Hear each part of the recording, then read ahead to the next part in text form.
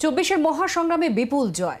৪ বিধানসভা কেন্দ্রের উপনির্বাচনেও তৃণমূলের জয়রথ থামাতে পারেনি বিজেপি। এই ২১শে জুলাই শহীদ দিবস পালন করতে চলেছে তৃণমূল কংগ্রেস। আর ২১-এর মঞ্চ থেকে রাজ্য তো বটেই, জাতীয় স্তরে দলনেত্রী মমতা বন্দ্যোপাধ্যায় কি বার্তা দেন সেদিকে তাকিয়ে তৃণমূল শিবির। ২০২১ সালের বিধানসভা নির্বাচন থেকে ছুটছে তৃণমূলের জয়রথ।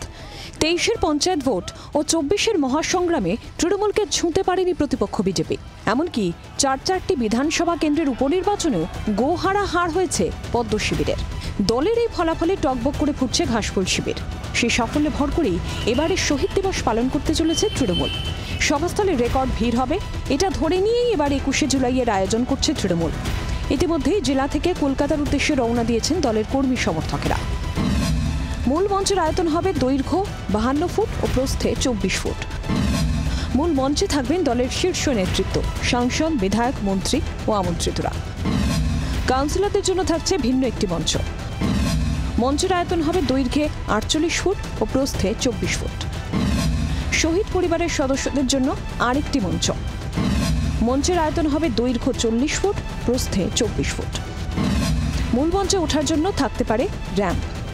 ভারত বাঁচানোর যে লড়াই, সেই লড়াইও মমতা ব্যানার্জিকে লড়তে হবে।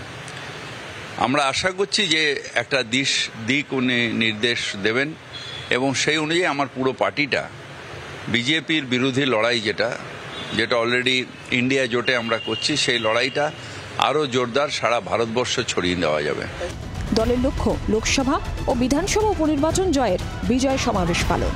লক্ষ্য উত্তরের জেলাগুলি থেকে আরও বেশি করে কর্মী সমর্থকদের কলকাতায় আনা।